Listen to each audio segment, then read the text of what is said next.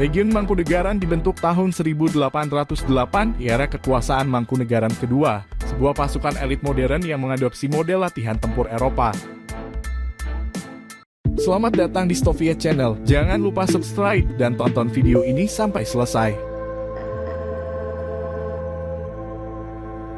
Pasukan ini meniru legiun asing Prancis yang bernama Legionaira. Saat itu Belanda diduduki Napoleon Bonaparte dari Prancis, dan ditunjuk Herman Willem Daendels sebagai gubernur Hindia Belanda. Legiun Mangkunegaran lumayan mengandalkan pendanaannya dari pemerintah kolonial Hindia Belanda. Karena itulah eksistensinya berlangsung cukup panjang hingga era Mangkunegara ke-7, sebelum kemudian dibubarkan bala tentara Dai Nippon saat mereka datang ke Jawa. Tidak hanya diajari menggunakan senjata-senjata tradisional, pasukan elit ini juga dikenalkan dengan kemahiran mengoperasikan senjata api dan artileri. Serdadunya menggunakan seragam jas hitam pendek dan bertopi syako, sementara bagi para perwira ditandai dengan celana putih, jas hitam juga topi syako. Disebut-sebut pembentukan Legiun Mangkunegaran oleh penguasa waktu itu didasari dua kepentingan. Yang pertama, korps ini disiapkan sebagai pasukan cadangan untuk membantu serdadu Hindia Belanda. Kemudian Legiun Mangkunegaran dihadirkan untuk mereduksi upaya-upaya melawan politik pecah belah Belanda kala itu. Pada awal dibentuk, pasukan ini memiliki kekuatan 1.150 personil. Legiun Mangkunegaran juga memiliki pasukan yang beranggotakan para wanita muda.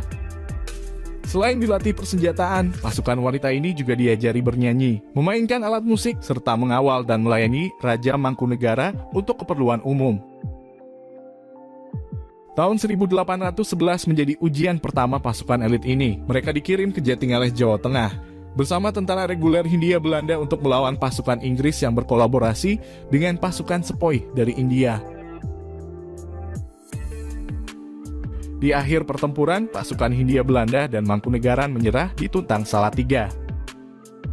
Begitu kalah, Legiun Mangkunegaran beralih ke dalam barisan Inggris. Pada 1812 bersama serdadu Inggris, Legiun Mangkunegaran terlibat dalam Geger Spehi, yaitu peristiwa penyerbuan Kesultanan Yogyakarta yang membuat Sultan Hamengkubuwono II dilengsarkan dari tatanya dan dibuang ke Penang. Legiun Mangkunegaran juga disebut punya andil besar dalam mematahkan perjuangan pasukan Diponegoro di Perang Jawa. Pasukan ini mampu mengimbangi perlawanan Laskar Diponegoro hingga menghancurkan benteng terakhirnya.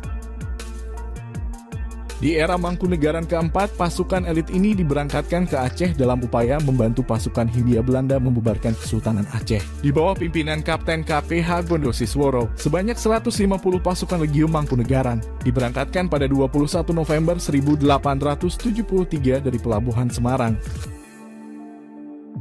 Dalam Perang Aceh, Legiun Mangkunegaran mampu memukul mundur pasukan Kesultanan Aceh ke arah perbukitan sehingga Belanda mengumumkan bubarnya Kesultanan ini di Banda Aceh. Kesuksesan besar pasukan Legiun Mangkunegaran dalam meruntuhkan Kesultanan Aceh kemudian diganjar Raja Belanda dengan penganugerahan salib bangsawan militer Willem's Order kelas keempat.